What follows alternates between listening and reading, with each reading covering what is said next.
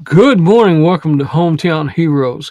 Uh, Mary Staffel, my co host, and I are very honored to have our guest today, Jim Darwin, United States Marine, and he is involved in all kinds of things and has been. He spent a lifetime serving our country, our state, and our community. So, Jim, welcome aboard the Hometown Heroes. Thanks for having me, Rick. Mary, appreciate being here. Oh, we're Well, happy to have you. absolutely. Mary and I both are friends with Jim, and Jim, I don't know how he stays so busy. You live in Spicewood down by Austin, and you're all involved in things in Austin, but you've got all kinds of things going on in the Metroplex too, because I see you popping up all the time. So if you had frequent driver miles going between Austin and the Metroplex, you'd have probably 1 million miles under your belt at least. Or two. Yeah. Well, Jim, thank you for being here today. And uh, you're a native of Fort Worth, like I am, Correct. and you went to, Fourth generation Fort Worthian, I like to say. my goodness, Wow. and you went to University of Texas at Arlington. Correct. Is that correct? Graduated from Eastern Hills High School. Okay. Grew Where'd up, you? grew up on Meadowbrook Golf Course over there on the east side, which is actually undergoing a complete revamping as we speak, redesign. And then went to the University of Texas. I squeezed 4 years into 5.5. But you did some international traveling too, didn't you?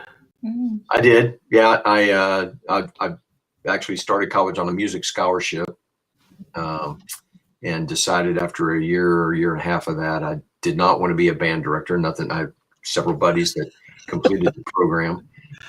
Played trombone for 14 years, and it still loved music left and right. But kind of went back to my first love, which was politics, and I graduated with a degree in political science and 2 minors in Russian and economics, which And I spent my study abroad in 1983 behind the Iron Curtain and that's the other thing University of Texas Arlington has. They had the East European and Soviet Studies program that was connected to the country of Romania. And I'm telling you, I don't like being on buses anymore because we drove across Romania on this bus for 2.5 weeks. And it didn't have air conditioning and it was tough, but saw some fascinating things, visited Dracula's castle in Oh, I've Transylvania, been there. which actually exists. Yeah, it's a beautiful place. And he was I'll tell you a little quick thing that we learned about Dracula there. Baron von Dracula, I think is his name. Anyway, he was a stickler for truth. And he would literally go to someone's home and had a bag of coins that he would leave purposefully to test their integrity, and had a guy come back to his house. He goes, "Hey, I think you left this bag of coins." And Dracula threw him against the wall, put a sword to his neck, and he said, "I'm going to count these out. There better not be one less or one more, or I will cut your throat." And for this guy's sake, he had all the coins in there. So I'm not sure that's a neighborly thing to do, but it was fascinating. But went to Russia. Romania is a beautiful country, isn't it? If people Romania, yeah, beautiful. Mary, I'll tell you, when I was there were some wonderful things, beautiful areas that we went to. Some of the places in Brasov that we visited, which is there in Transylvania, also in Bucharest, and then Yash, which is up near the Moldavian border, where we crossed over into the Moldavian area. Anyway, just beautiful. And when the revolution took place, there were a number of, I saw some churches and some buildings and some things that were just blown to bits when they got rid of Ceausescu. It was fascinating, but and painful at the same time. Yeah. But And then after you finished your college, is that when you went in the Marine Corps? no, I was fledgling along in college. That's how I squeezed 4 years into 5.5. And joined the Marine Corps. Actually, I applied for the PLC program and was turned down because my grades weren't that good. And the recruiter talked me into enlisting, which was, for me, ended up being the best track around. So in the summer of 1981, I joined the Marine Corps and in the reserves, and went to San Diego and came back, got my stuff together. And my last 3 semesters, I had a 3.5 those, but he gave me enough to get out of college. So that was all good. And then I went on active duty for a period of time. I was with the Air Wing. I started in the Air Wing. And I'll tell you a funny thing about the Marine Corps. Backing up to my high school days, I was a senior in high school, and I had this guy that I was running around with. His name was Joe Medeiros. Joe was in love with a girl named Lisa Hill. And Lisa was this cute blonde, drove a Mustang, you know, fast-paced kind of gal. And Joe is just completely enamored and could never win Lisa's heart. And so one day, Joe joins the Marine Corps.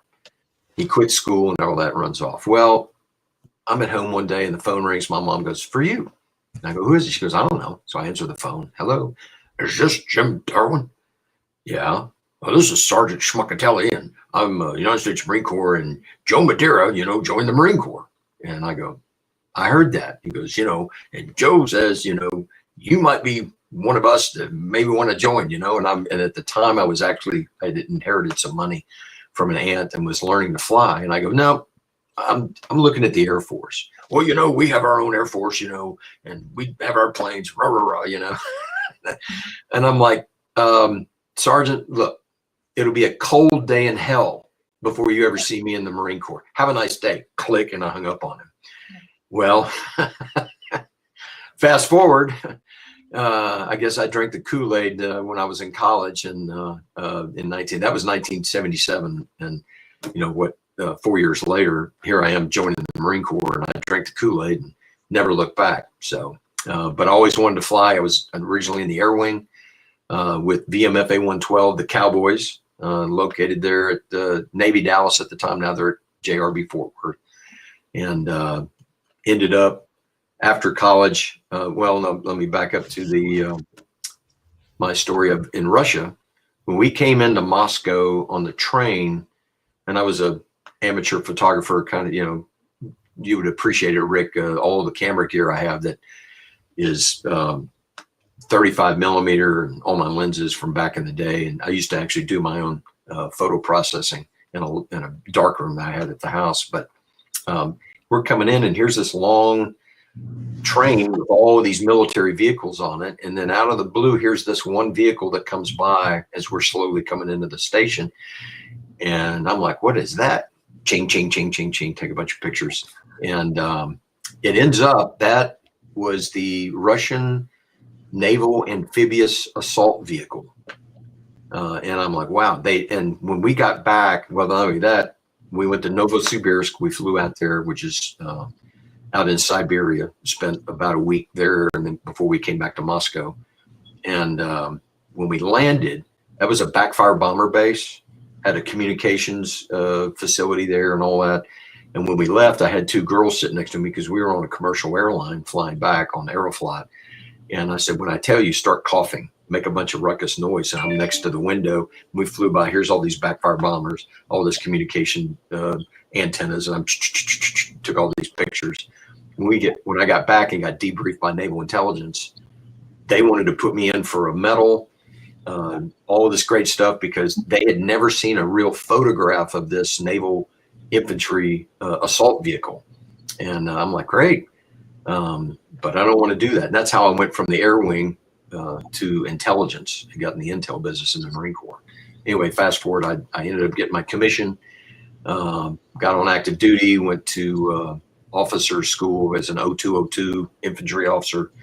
And then when I came back, I got assigned to reconnaissance, and the colonel, Mike Teixeira, we called him the T-Monster.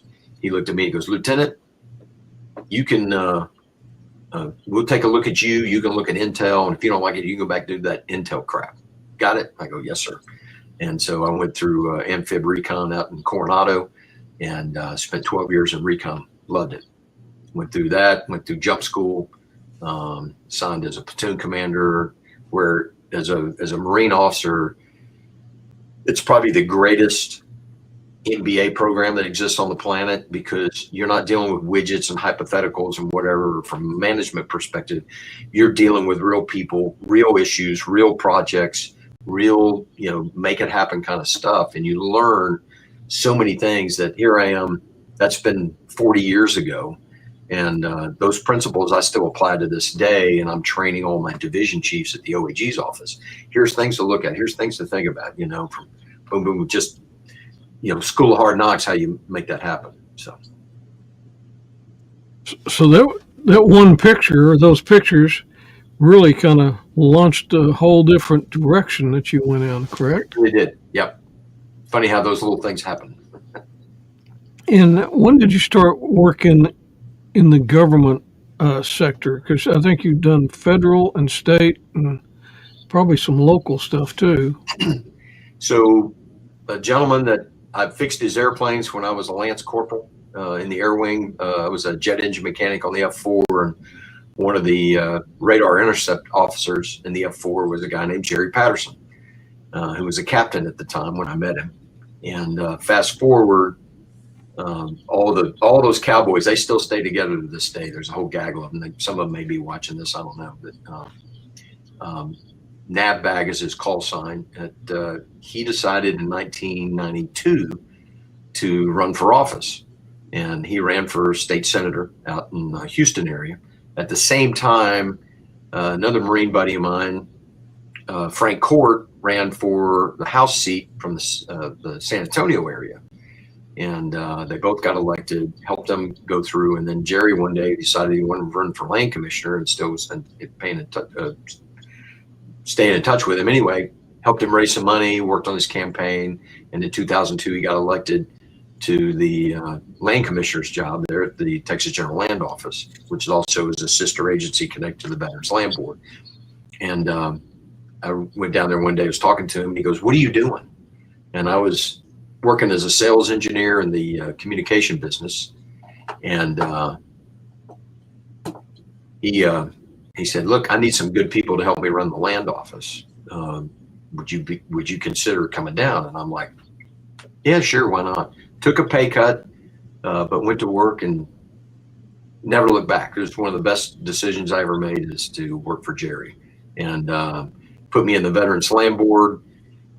We figured out what was going on. They needed some help, and came in and was the associate deputy commissioner there, the number 2 guy running operations. Ended up building the first 2 state veteran cemeteries with the VA. Built a couple of our state veteran nursing homes. We revamped the loan program, which the best veteran loan program that exists is the Veterans Land Board.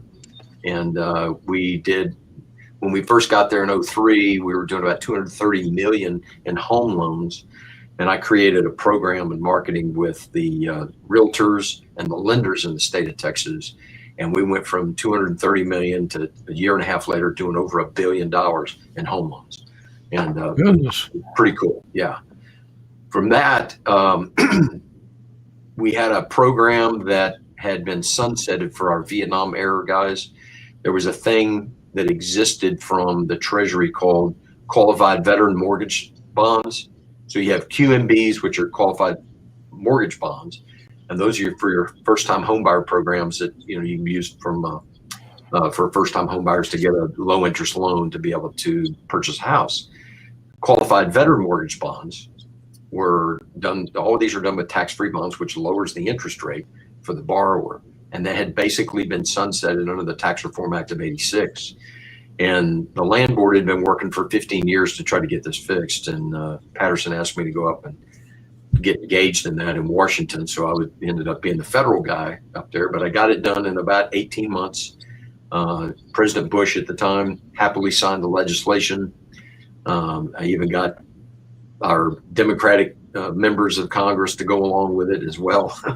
And it kind of set me on a track. And so he goes, "Why don't you just handle all my federal policy as well?" And I did that, did the veteran policy at the state, and did that for 10 years, I think it was. So yeah, until he left and George P. Bush came in.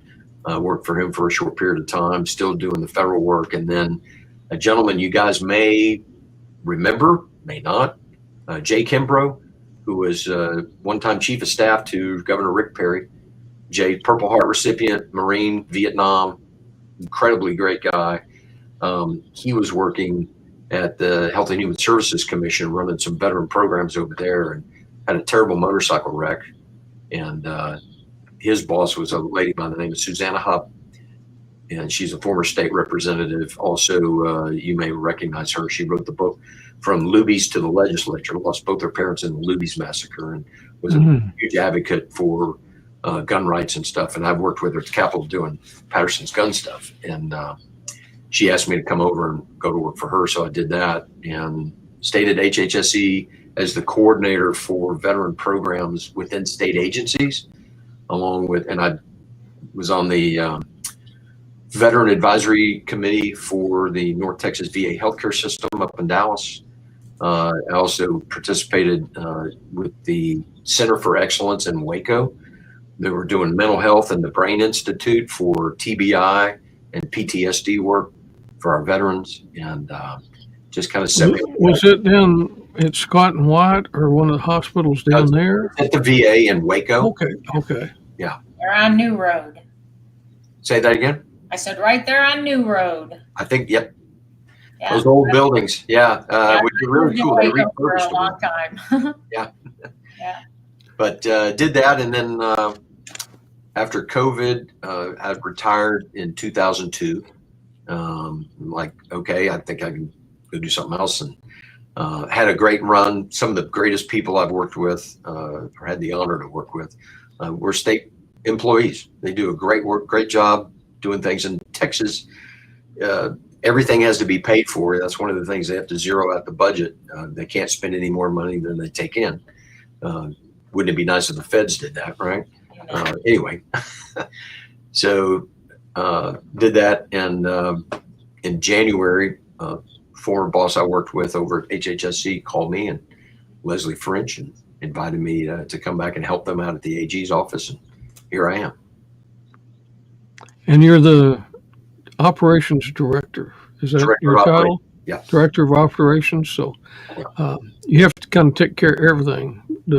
Everything. Building, Yeah. The building and everything, or buildings. Buildings, yeah.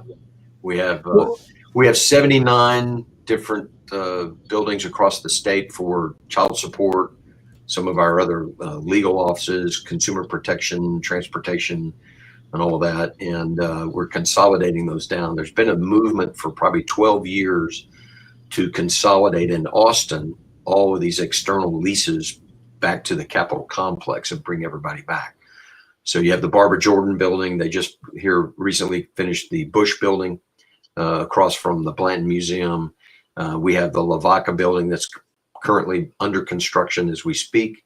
And there's been a huge movement bringing it. I mean, it really works out very well to have everything there close, in close proximity, instead of being spread out all over the place. You'll never get everybody back in there because you do have some like warehousing and all of that is external, but it's pretty cool. And the whole time probably that you were working with all these government agencies and helping veterans, you were also doing some volunteer work, like the Austin Veterans Parade. Are you still involved in that, or? We just did the parade here the other day, quite successfully. I ended up doing that. There was some controversy back 10 years ago with the what people euphemistically refer to as the battle flag or Confederate flag, which is the flag of Northern Virginia, or the St. Andrew's Cross, as it's specifically known as. And so one of the meetings, there was a big argument that kind of degenerated to the Jerry Springer show, unfortunately, with veteran groups and back and forth and all this. And one of the gentlemen came up to me and he goes, you know, you've got a pretty good head on your shoulders. Why don't you kind of settle this out? And, you know, I missed a meeting and now they made me chairman of it. So I did that going forward. But it worked out. We ended up very fortunate that one day I got a call from the the sergeant at arms in the Senate, who's another good Marine who retired, Rick De Leon. And Rick said, hey, we've got these French people from the French government coming in here, and they want to do the ceremony. It's called the Legion d'Honneur ceremony. I'm like, what is that? Well, it's where the French government years ago passed a law that they will give the Legion d'Honneur, which is their highest award for bravery from the French, to every American who served in France on behalf of the French in 1944, 1945. And I'm like, oh, okay, sounds great. Why don't they? But the Senate chamber was under construction. They didn't have anywhere to do it. And we have a ceremony on the South Steps at following the parade. Come on. So I met a gentleman who is the Consul General of France. And we had 14 World War II veterans at our ceremony. And it was awesome. They get the medal, they read them off, they give them a bottle of champagne, and we have a big ceremony. It was great. We had coverage from CNN, Fox News, NBC, that we got nationwide for what we did, and it kind of set us on a path. And Sujio Sim at the time was the Consul General of France, and he changed over to a gentleman by the name of Alexis Andreas. And Alexis was he's a wonderful gentleman who serves in their, I guess what you want to call their foreign service. And he and I became pretty close, good friends. And we did 3 more of these ceremonies. The unfortunate end is that community is deteriorating and going away. The World War II guys were losing them left and right. But we had a number of other ceremonies, and I've been invited to be involved in some French ceremonies myself. Matter of fact, this past spring, or actually this past summer, the French invited me back and my wife. We went to Saint Raphael in France on the French Riviera to celebrate the 80th anniversary of Operation Dragoon. And a lot of people don't know that. They know about Normandy, which happened in June of 44. But the thing is, the 36th Infantry Division from Texas was the lead division that did Operation Dragoon, which is also known as the Champagne Campaign. There's been a couple of books written about that. Without that, Normandy may have failed. So this was the support that came from the southwest end of France that married up with the Normandy forces in order to push the Germans out. And let me tell you, we were there, Saint Raphael. It was a wonderful 5 days. Everywhere you went, there was a champagne reception, it seemed like. But one day they had a parade through the town, and Rick, Mary, you couldn't find a place to stand on the sidewalk. They were packed with French people waving American flags. It'd bring a tear to your eye. It was great. They loved the Americans down there because we saved them. And we did the ceremony at what they call the debarkment. It was this area where they landed the 36th ID. And there was an older gentleman there I've got a picture of, and got to talk with him. He sold cigarettes. He was 8 years old. He's now 88. He was selling cigarettes to the American troops. And he was like hugging these guys. And they're all, the Army changed their uniform back to that uniform of 1944, right? And man, he was hugging the troops. It was just one big love fest. It was awesome. And then we went to the Rhone American Cemetery, where we had a big ceremony there as well. And it was very heartbreaking. I will tell you, there was one Marine buried there who served during that time. And anytime there's a ceremony, the embassy makes sure that we had at this time a corporal standing watch over that Marine during the ceremony. It's pretty cool. Mm. So, but I've been very fortunate to be involved in what I've been in. And then also the work that I've done with the Armed Forces Bowl, I'll back up here. Since 2006, it's been 18 years I've done this, where I got invited to the Military Advisory Committee in Fort Worth that Tom put together, he and Brandt, and they were talking about what to do with the teams back and forth. And I said, hey, because we had just been down to San Antonio when they opened up the Center for the Intrepid, which you're familiar with. We had a little bit of part to do with that as well, where that's where all your amputees go to learn how to walk, learn how to function again. It's the most incredible thing in the world. And I said, hey, why don't we fly them down there to San Antonio, the teams, and they can meet all the guys and go through BAMC and meet the wounded troops and all that stuff. And Tom goes, there's no time for that, Jim. Why don't you bring them up here to the game?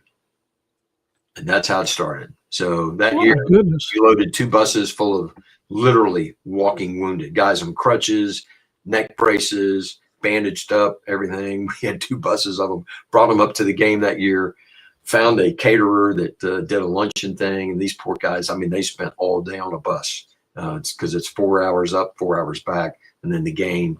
And we had a blast. And they said, just keep doing it. So we've been doing it ever since. We now host them in the Purple Heart Suite. That also led to John Kinnear, our beloved John Kinnear. We all love and miss him. And Roman Palomares, who I've known Roman for ever and a year as well. And they invited me to become a part of the Air Power Foundation.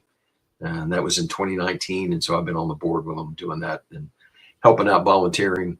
Was the vice chair for a while, but I've had all these other things loaded up on my plate. I finally said, Wanda, why don't you let Charlie be your vice chair? And I'll just step back because I bit off a little more than I chew. So you probably do that often. Yeah, like it keeps you going, keeps you young, gives you a reason to get out of bed every morning. So, like a good Marine, you're going to take the hill, right? The hill, that's it. Yeah. And look for the next one. Yeah, and I'm already looking down the road for the next one. So yeah. So with the Armed Forces Bowl, that's coming up the 27th, 2 days after Christmas. Correct. And it's going to be at Amon G. Carter. TCU, Amon G. Carter. Sunday, we'll find out who's going to play, correct? Yeah, the bowl announcement show that's on ESPN. Tune that in. I guess they do that. They start about 5 or 6 o'clock in the evening, and they go along. And of course, they'll do the big bowls first. You know, that'll be kind of the playoff thing and all of that. And eventually, they'll get down to all of the. Some people like to call it the insignificant bowls, but not ours. So I will tell you. And this is a credit to Brant Ringler and the staff at the Armed Forces Bowl. It is the most successful bowl that ESPN owns of the 30 bowl games that they have. So that's a testament to Brant and his crew. And I'm honored to be a part of it that I have been. They're a remarkable crew, I tell you. They have a heart and passion for our military and first responders, because Brant also does the First Responders Bowl, doesn't he, in Dallas? First Responder Bowl as well. Serpro Bowl. Yep. And then there's the Frisco Bowl, which is also another one that he got that dropped in his lap. You know, he kept getting bowls dropped in his lap, and I go, hey, you're doing good. He goes, yeah, but they won't give me any more extra staff to run. I go, well, if they think you can do it, and you pull it off, even on a shoestring. So he's a great guy. And to me, even during the bowl game and everything, he looks pretty calm for all the stuff he's got going. I mean, he's going around. He doesn't have any hair. Yeah, he goes around every place, and you think, man, how is he so calm? Especially when we had that cold game and he was down there. I mean, I couldn't hardly stand outside very long. And every time I'd see him outside, I'd think, man, Brant, how are you doing this? Because he was out there the whole game. Yep. Well, so he went and bought the, what do they call those little electric heating long johns, I guess. I was all bundled up because we did the thing with the guys on the field, you know. And yeah. I think they said it was 12 degrees on the field. It was cold. Yeah, I've been to some cold games, but that was crazy. Anyway, they played Baylor. If you remember what happened, yep. Air Force came out, and these guys had T-shirts on, you know, whatever, doing the warm-up, and the whole team was out. And Baylor brought out like 7 or 8 guys, and they're all like bundled up, and they're looking around. The team didn't hardly come out the door. It reminded you of the Ice Bowl between Green Bay and Dallas. And Cowboys. Yeah. And which is funny, kind of bring this around, because at the luncheon the day before, I'm there with Brian Birdwell. Senator Birdwell is at my table with Larry Cole. And Larry was with us. And of course, Larry's like, he's a tall guy. Still a big, tall guy. And we mentioned about that game, and he was telling us that the guys on the line had actually, when they came out of the bus, they went back in the bus and they got underwear from their bags and put it on their head and then put their helmets on just to try to any way they could make a statement. Because all we could think about was getting back on that bus and getting out of Lambeau Field. And that's kind of the way it felt that year at the bowl game, is to get back inside. So, yeah. Was it the year before that you had COVID? The year before that bowl? Yeah. Yeah. My daughter, no, yeah, it was the year before because, we showed up that day and I had your passes, you remember? That's why I said that. Room at you. And you're like, what is this? I go, don't get near me. You got off the elevator. You said, meet me at the elevator. And you got off the elevator and you just threw those passes at me. Sorry. So I got COVID. I got to get back upstairs. Yeah. So we unfortunately had to bail and run. So, yeah. But those luncheons are so cool, because you got to have both teams. You have, great speakers. I mean, we've had Medal of Honor recipients. We've had a lot of great speakers. And then you have a lot of veterans. Every year you have a table, at least one or two tables, where our World War II, our Korean veterans, and some Vietnam veterans go, and so they can enjoy it. And you give those to roll call veterans. So, yeah, Mary brings those folks in, and let me just tell the great stuff she does with the luncheon at the end of the month, every month for roll call. That's so cool. I came, I think it was last year. A funny story. I don't think I told you all this, but I got there going around the tables and we're having lunch, and I look over and lo and behold, there's my Uncle Bob. And I hadn't seen him in years. And I went up to him and he's like, hey, he spent, I think it was 25 or 26 years in the Air Force. And Bob Trapagan. Uh-oh, we're freezing. Are we okay? You're okay. Yeah, froze there for a minute. Yeah. And it was great just seeing Uncle Bob and getting to visit with him a little bit, along with some of the old vets guys we get to see all the time. He's there pretty much every month. I don't think he misses them if he can avoid it. So good. Yeah. Good. So keep him. But everybody really appreciates that. And when we get those, we always make sure to tell folks that we are, we at the luncheons, you can bring family and everything else. But when we get those, they're so precious that we tell them these are veterans only, so that, we'll get another veteran to drive someone if they need to be driven. But we really focus that because that's such a special event for them to the veterans when you all are gracious and give us those seats. So we appreciate it. I can tell you, last year was before we lost Bob Younger. And Bob was such an amazing, I know you probably talked to him because he was so excited. I can't remember, he got a football or something. He was so in heaven. It was just one of those things that his son doesn't even ever forget, was how his father was when he came home from that luncheon. And of course we lost Bob, midway through this year, but that it was something that was really, really special to him. And it's special to all the vets to be able to be there in the presence of all of those other people. So we can't thank you enough for that. And there's ticket sales right now for the luncheon, isn't there? I think I saw that on the website at armedforcesbowl.com. If you want to attend the luncheon, it's the 26th, the day after Christmas and the day before the game. It's going to be at the Omni Hotel, and you can buy those tickets and go there for more information.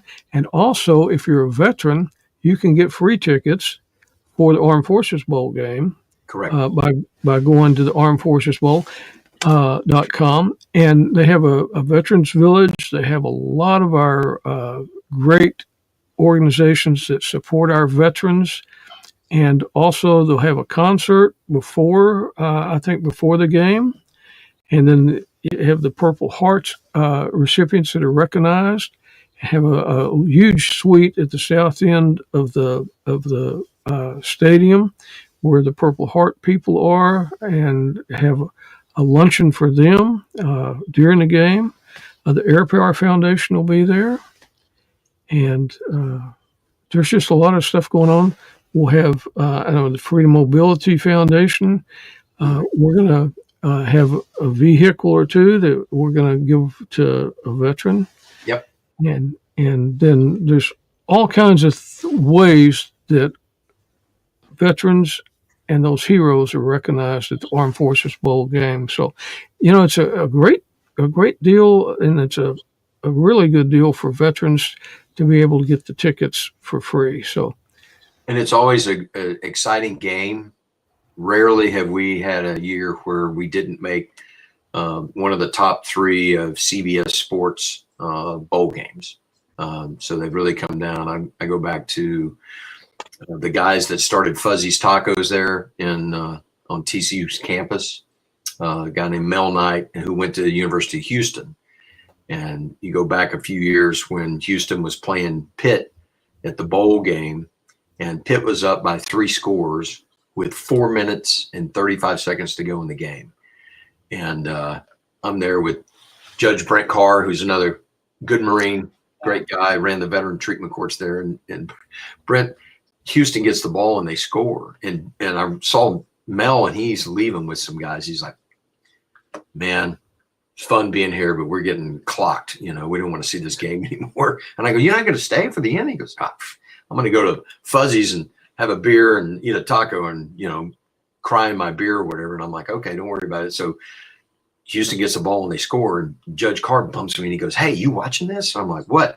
We go down in the end zone and we watch it, where they got not 1, but 2 onside kicks Houston did, recovered. They score 23, 22 points in 4 minutes.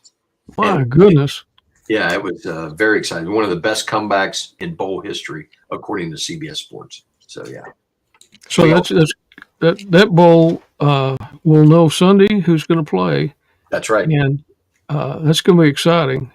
If you can, attend the luncheon and then get your tickets for the bowl game, too. Another organization that probably where we met was the Air Power Foundation. And we just had an online fundraiser, and I didn't see the final numbers, but it's well over $20,000 that we raised last week.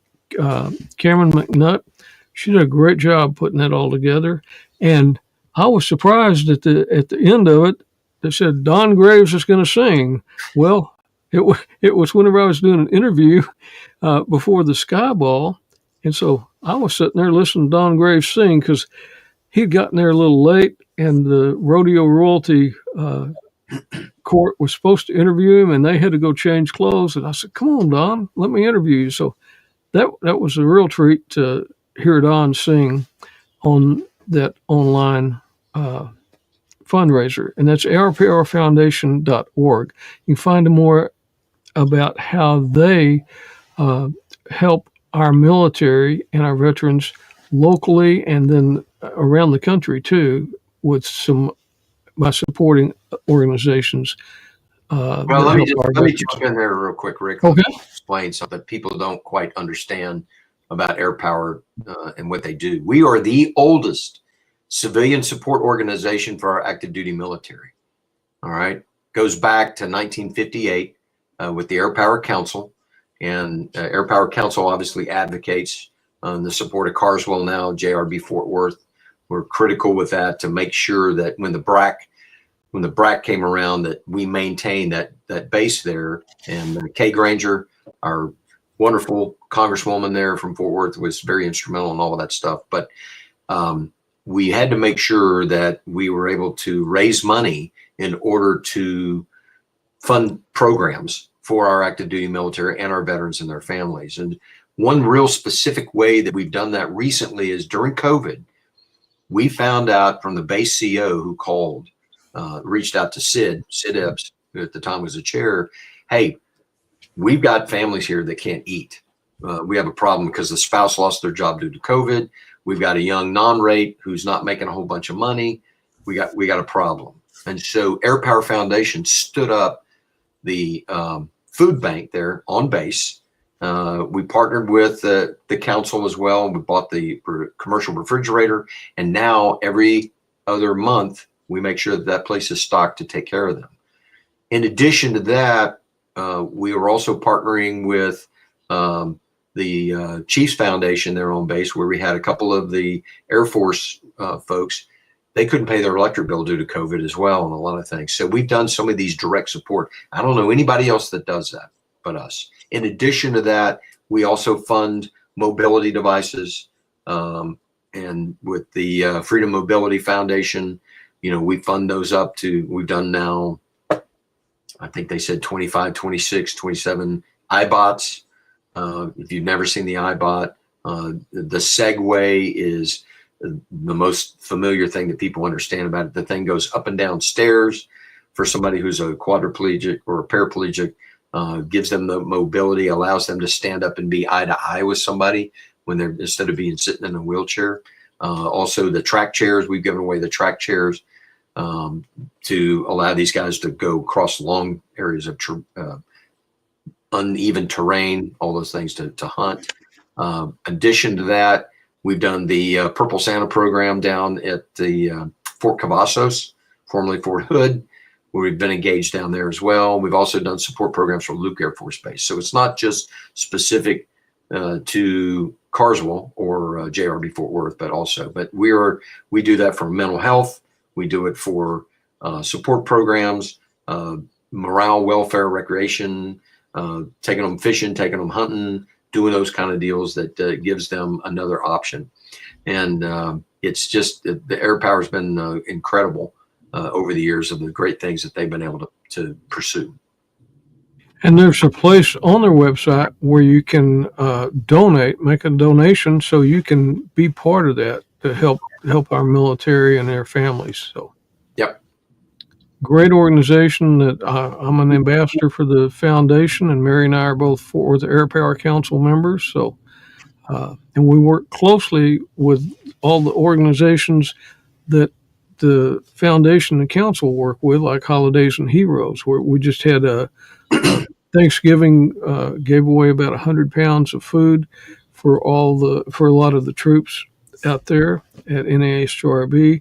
That was with Air Power Council, the foundation, Culinary Food Bank, and Holidays and Heroes, and had a lot of roll call people out there to help give that food away. So just a lot of great work that we get to witness and we get to participate in with the Air Power Foundation. Well, let's kind of switch gears a little bit, Jim, and talk about, you encourage people to get naked. I mean, yeah.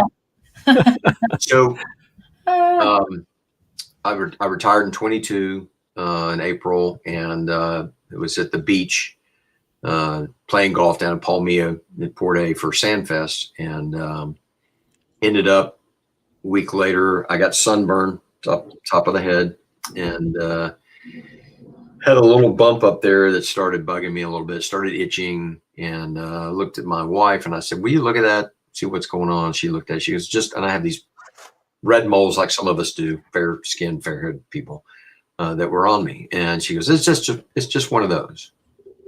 Well, it kept itching, kept being a problem. No, there's something else going on here. I had a little thing, crusty thing here on my cheek as well. It was bugging me. So I went and set up an appointment for my dermatologist.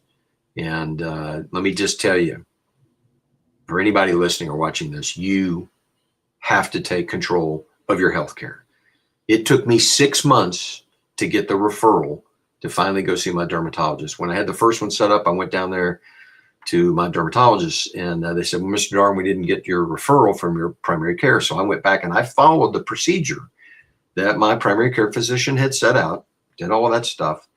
Still, it took 3 or 4 or 5 times. Finally, I had to go down to my primary care, got it in hand, took it down to my dermatologist, got in there, saw my dermatologist, Dr. Conroy, and she took this thing up here, took another thing off my leg, froze that off, go on down the road. A week later, golf is my crack.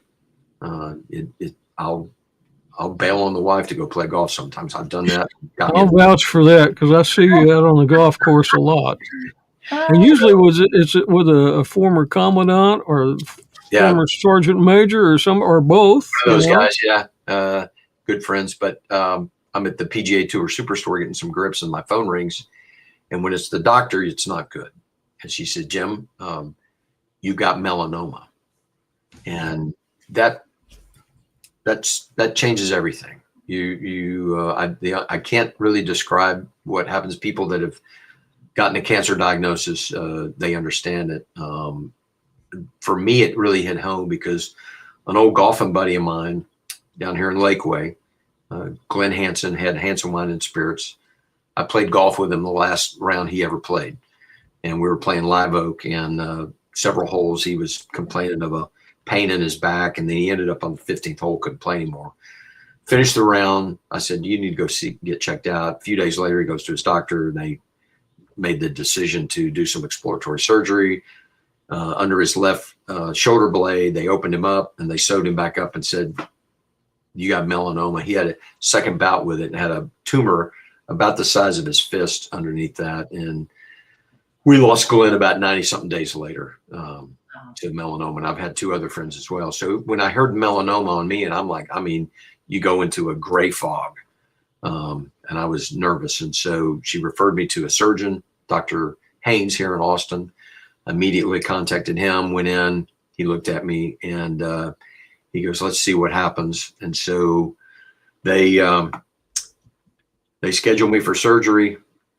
They took a 2-inch hole. They didn't do the Mohs procedure, which they generally do for lots of people. All they did for me is they took a 2-inch hole. I guess if you want to say I got scalped, I got scalped. They did 38 stitches down the back of my neck. And they took 7 lymph nodes out of the right side of my neck, which it traveled. And I don't know if you can see that or not. That's what they did to me. Oh, my. So the 7 lymph nodes came back positive, and so they recommended that I go to MD Anderson and undergo immunotherapy. So I'm what they call a T3A, N2A, stage 3B melanoma, which on stage 3B, your survival rate, and cancer is not defined anymore about curability, it's survival rates. So it has a 5-year survival rate of 60%. If you're stage 4, it has a survival rate of about 30%. So it's and the incident of reoccurrence is also fairly high as well. So I have to be very careful to be out in the sun, cover up, all those kind of things. And so when I got all of that, I didn't sit down and pray to Jesus to save me. So I'm a good Christian. But I said, look, if I can be help others, be a messenger some way to help others to take advantage of the time that they have to make sure they're good to go, then use me as a tool. And so it hit me one night. I was talking to a buddy, and he goes, how'd they find it on you? And I said, I had to get naked for my dermatologist. My wife hears this, and she's like, what did you say? I said, it's okay, honey. There's only 2 people I get naked for, you and my dermatologist, And he goes, what does your dermatologist look like? I said, well, she's quite attractive. she's a wonderful gal. Dr. Conroy, they have a couple kids, she's married to a surgeon as well. So it's no big deal. But it kind of hit me. I'm like, okay, get naked for your dermatologist. And so I shared on my Facebook page as a way. I said, look, I've been through this. I don't want anybody else to have to go through what I've been through. Go get naked for your dermatologist and find out. And that's been now almost 2 years. In that time frame, I've had over 60 friends go to the dermatologist and get checked, and 7 of them, they actually found something. And so I've gotten emails and texts and phone calls of, dude, if it wasn't for you, I don't know where I would be. So We've now launched. They say that, Jim, that is one of those that if you catch it early enough, that it can usually be taken care of as long as you catch it early. Yes, ma'am. Reason for those screenings, right? Right. So two specifics on that. One, everybody's familiar with Jimmy Buffett. You know, it was a rare form of melanoma, and when they finally found it on him, you know, he did everything he could, and sometimes you get to a point of no return as much as you try, and it appears from what I've read that's kind of what happened to him. Another one is there's a professional tour player, Eric Van Rooyen, who's on the PGA Tour, and one of his buddies from college, and Eric's early 30s, I think, and his college buddy was a year or two behind him. He ended up with melanoma here a couple years ago and just passed away. Even though they caught it early, it was very aggressive on him and got him. And so 280,000 plus or minus people every year in this country get diagnosed with melanoma at some point. And we're still losing several thousand folks every year to it. It's something you've got to be in front of and pay attention to. The most miraculous thing for me and for others has been a gentleman by the name of Dr. Jim Allison, who created immunotherapy. And he is now in charge of immunotherapy at MD Anderson. And my oncologist, Dr. Amaria, works for him. So I feel like I'm in really, really, really good hands over there that I have to go to. I was going every 28 days for treatment and for all of my tests and everything. And I call them the vampires. They take 12 vials of blood out of your arm, which is almost a pint. It was quite a bit, but I feel like, and I don't do needles. So it's I have to psych myself up to go over there. I don't like blood and I don't do needles, but anyway, doing all that. But fortunately for me, I've had some really good success with it. My scans have been clear. You have to do CT, a PET, a brain MRI, and ultrasounds, of which so far so good, staying up with all of that. But I put Dr. Jim Allison out there because you need to know how your T cells work. It's your greatest defense against sickness, illness, everything. There's a PBS special they did. It's a little more than an hour long that you can find on YouTube. And it's the journey of how he developed this stuff. And I won't go into the specifics, but when you go through the cancer road, you start learning things you never thought you'd ever worry about learning. You know, you're reading, because you're hungry for information. You got to know, what is this? What's my situation? What are my diagnoses? What are my survival chances? What do I need to do to take care of me? And more importantly, which in my world was, what do I need to do to take care of my loved ones and make sure they're good? The person I worried about the most was my wife. I would look at her and I could just see that she was scared. And I had to be tough for her and strong for her to get her through it. And I mean, I'd do that again in a heartbeat if I ever had to, because we were maybe 5-6 years married, and my oldest was just a couple of years old, and she got diagnosed with carcinoma cyto, which is, Mary, you may be familiar with. It's a spotty cancer that's on the cervix. And so they had to go in, and fortunately they had technology enough and had progressed that she didn't have to have a hysterectomy, but they used a laser to take care of it. But they said, hey, you may have trouble ever having children again. Well, my second daughter came around. She had a weak cervix. And so they actually contemplated inverting her in the bed prior to, which some women have been through birth childbirth know what I'm talking about. It's like fascinating, but we were hungry for information then. We're hungry for it now. And I'm blessed to be, as I like to say, I'm clipping daisies instead of pushing them up. So, but all in all, with that whole journey that I've been on to help others, I ended up developing and looking at when I Googled it, skin cancer awareness for golfers, nothing came up. So I've started Skin Cancer Awareness for Golfers. And so it's a 501c3. We got our IRS letter here some months ago. We're building a website right now. I've got a gentleman here locally that does a lot of work in the medical field. He also does sports stuff as well. He signed on to help us. We're working on the website as we speak, not only for my story, but I got invited to the PGA show in Orlando in January to specifically talk about skin cancer awareness for golfers. And I found another gentleman, his name is Todd Kierstead, who's a former Canadian tour player that is a trick shot artist.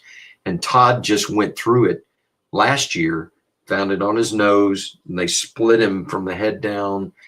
He's done 3 surgeries. He's got to do another one. But he and I kind of quickly became simpatico.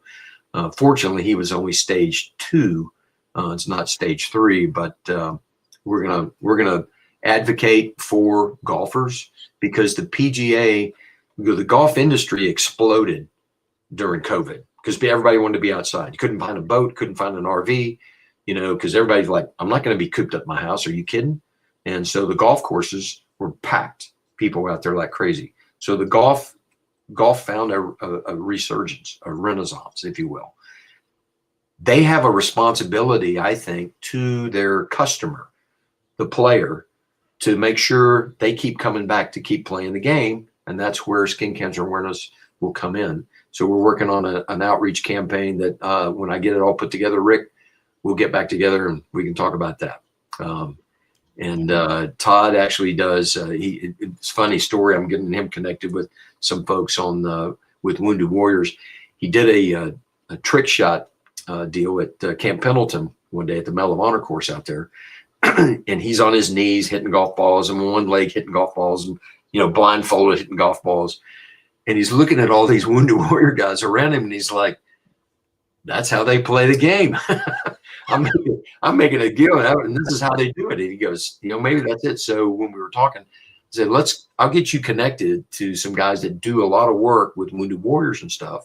And there's a lot, the therapy that's there, the North Texas Warrior Golf Association, Andrew White and Jason Leap, who run that deal up there. I've met those guys several times, played in their golf tournament, and there's a lot of neat stuff. But anything you can do to help in the mental stability of our Wounded Warriors is priceless. So, absolutely. And I'm one of the 60 or more people that whenever I saw you talk about going to a dermatologist, I made an appointment and went, and he didn't find anything. But about 10 years before, they had some kind of public deal where you could go get checked out. I went and got checked out and put it on Facebook. And one of my friend's wife said, hey, you need to go down there. They're having free screening today. He went, and he had some places that were a concern, and he would never have known, because just like you, that had been there for a long time, but until it started itching and bothering you, you didn't know about it. Mm-mm. Yeah. And it's kind of like, I asked my surgeon, I said, Dr. Haynes, I said, so was this when I went down to the beach and got sunburn and all of that? Because I wore visors all the time. Don't wear a visor. I'll just tell you that right up front. He said, no, Jim, this is something that happened to you years ago. Yeah. And I'm like, okay, wait. I remember being a grapehead in boot camp, where they shave your head and everything. I got sunburned 3 times when I was in boot camp on top of my head. There was a bunch of us. You wet a washcloth and you're laying in the rack and you put that thing on your head just to kind of get something cool on it to take the heat off. I also got sunburned on my head when we were doing water ops out there at Red Beach in Camp Pendleton with First Recon. And, you never know. And then here you go years later, and thing pops up out of the blue, and it's like, where did it come from? So it takes a long time. Yeah, and Jim, you made a good point about getting naked, and I think that's the part that turns people off about going to the dermatologist, right? Because you're uncomfortable with that, but you just have to find the right person. I went through probably 3 dermatologists to find one that I felt really comfortable with. But it's a matter of being comfortable, get comfortable being uncomfortable, because it is an important thing to do. I'm out in the sun and have my whole life, but I'm not fair skinned and never have been. So I've been very, very fortunate and blessed, but I run and I bike and I stand up paddleboard and I do all this stuff. And, even for me, I've been to the dermatologist a few times, but I didn't do it as a regular thing. I just go every now and then. I go, oh yeah, I haven't been in a long time. Right. And then, a spot pops up and I go, oh yeah, I need to go get that checked out. Fortunately, it's never been anything, but what I decided to do was once I found that right person, now when I go in for that exam once a year, then they say, do you want to call us to schedule the one next year? I say, no, just do it now, because if you don't do it now, then I'm going to put it off and put it off and put it off. So just when you go in for that annual checkup, get them to book your next one for the following year. Then if you do that every time, then you don't talk yourself out of needing it, and you don't, all that stuff. So it is an important thing, and it's something that you should pay attention to, especially as much as some of us are out in the sun. Yeah. Great advice there, Mary. And that's one of the things that, when you get there and they're like, okay, here's your gown, undress to your comfort level, whatever. And first time when I went and saw Dr. Conroy years ago, I just kept my underwear on or whatever like that. And, goes from there. And now when I'm in there, I'm like, here I am. Take a look. Get over it. Because, and one of my friends that passed away from melanoma, Greg Honeycutt, was a wonderful guy. You know where it was? It was on the bottom of his foot. Mm. So you're like, what? It's not necessarily just right here where it is on the surface that's exposed to the sun. It can be in different places. And Greg, this is 20 years ago when he got it. And, they didn't have immunotherapy. They all they had was radiation and chemo, and they were giving it to him and there was nothing happening. And it was like, wow. And it wasn't until, again, Dr. Allison, when he figured this stuff out and watched that PBS special, it's fascinating. There was a woman who was dying of melanoma, stage 4. And her oncologist didn't know what to do and found out about this experimental stuff, immunotherapy, and they tried it and bam, started reversing everything. And her name is Sharon. T cells are real and they're really important. Yeah. Very important. Yeah. Yeah. Absolutely. And just because you're open about it and you're telling people about it, you're going to save a lot of people's lives, Jim. Thank you. Well, that's the point. Is helping others, not only service to country and to the state or whatever, but now I've got a new mission. The Marines got a new mission, and this is it. So we're doing what we can. We appreciate that a lot because, so many times people have something like that and they don't want to talk about it, but you being open about it and telling other people. And I'd just like to put a challenge out there to, hey, in this new year, 2025, go to your dermatologist and get checked out. Yeah, we're built the website. The website address will be getnakedtoday.org.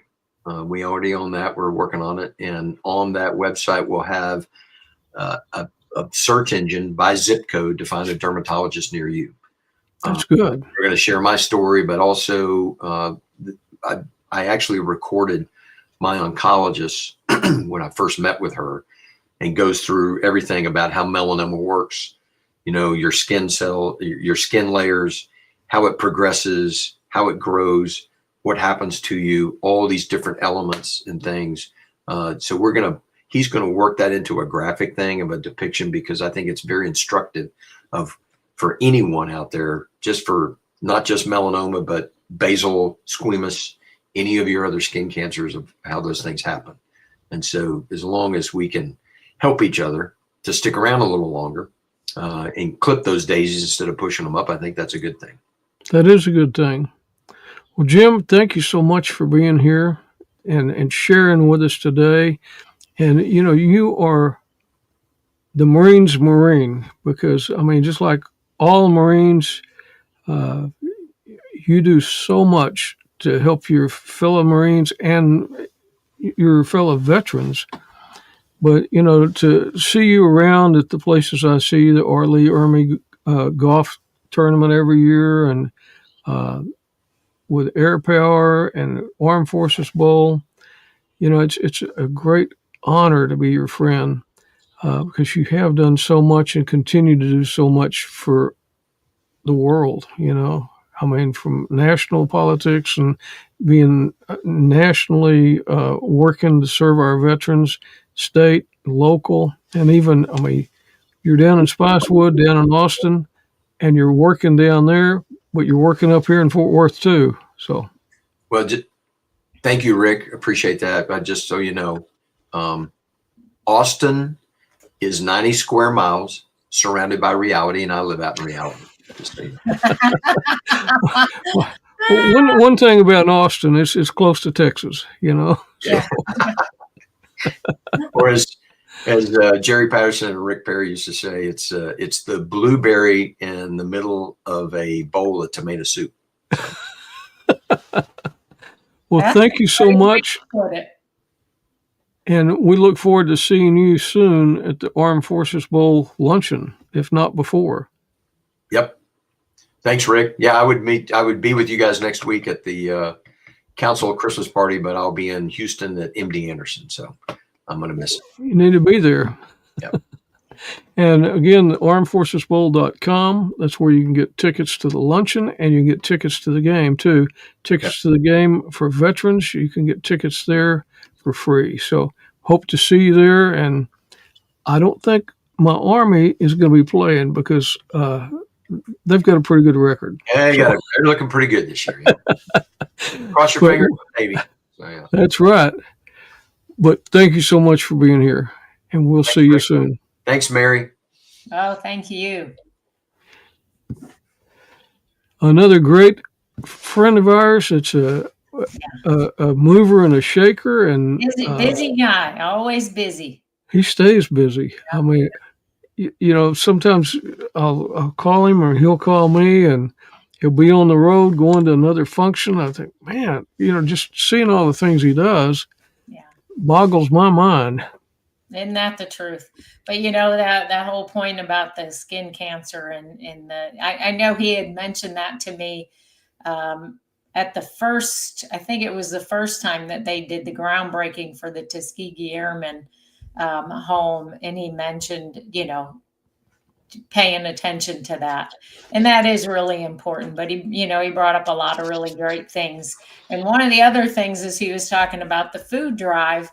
So this month at our luncheon, so we're already at about 300 RSVPs. We opened the link yesterday for the December 6th luncheon, because of course we move the luncheon up when we get into November and December, because of the holidays. We move those things, and people have plans and things with family and friends and parties and everything. So we move that sucker all the way up to the first Friday in December. So the 6th of December is our luncheon. And at that luncheon, as we have in the years past, we will do a food drive for the base pantry. So even if you're not coming to the luncheon, but you're anywhere near the Willow Park Baptist Church, there will be a truck parked out in front from 9:30 to 11:30 in the morning where food can be dropped off for the base pantry. And for those of our members that received the newsletter, and here we go with the noise outside, the sound of freedom. But for those that receive our newsletter, you'll get kind of a list of what the high need items are. And if anybody can bring one of them, if 1,000 people bring one item, then that's 1,000 items to fill the pantry. So anything that folks can do to help fill that pantry would be great. And the luncheon RSVP line is open now, and it's over half full already, and it opened yesterday morning at 9. So if you're interested in coming, you go to that website Rick has down there at the bottom, and you can click the RSVP link to join us for the luncheon. The luncheon's free for veterans. We do ask the non-veterans contribute the $15 cost of the meal to cover that, so that the money we raise can go to feeding the veterans. And we're going to have a great program with All Saints High School. Choir is going to be performing, because we like to do entertainment in December. So they'll be performing some wonderful Christmas music for us. at the luncheon. So I'm looking forward to that, because who doesn't love a high school choir doing Christmas music? It's just fabulous. And All Saints is just, I mean, they're real close to our Birchmond location where we hope to be in, Next year in December. sometime in 2025. Yeah. But it gives a chance for these students to meet these veterans, Right. and the veterans in turn to meet the students. So a lot of stuff going on. As soon as I see that email pop up about reservations, I go in there and it's already people beat me to it. I think there's one name that's always the very first one on the list. I don't know how he does it, but he is always the very first one that pops up on that list. It's great. Well, Thanksgiving's coming up just in a couple of days, and it's a time that we can be with our families and be thankful for what we got. But there's our Gold Star families that are going to have an empty place Thanksgiving, and many of them, like Terry Burgess and Elizabeth, they've had an empty place for many years now, since 2011. So there's a lot of Gold Star families out there. And so while we're giving thanks at Thanksgiving, just say a prayer for those people, the Gold Star families. And I know that we just had an officer in the Metroplex killed last night. And, there's a lot of our heroes out there, both the first responders and the military, that are going to have empty places at Thanksgiving. So just be sure to say a prayer for them. Amen. Holidays and Heroes is coming up. Carrie Ortigal was on TV yesterday with an interview. She did a great job. And that's going to be the 7th and 8th of December. Looking forward to that, where we have Christmas for a lot of the base personnel. So a lot of great things coming up. Our friend Larry O'Neill's having his annual bike drive, and I've been following Larry's progress, and I think this year he's going to break 1,000. Man, they just have so many people.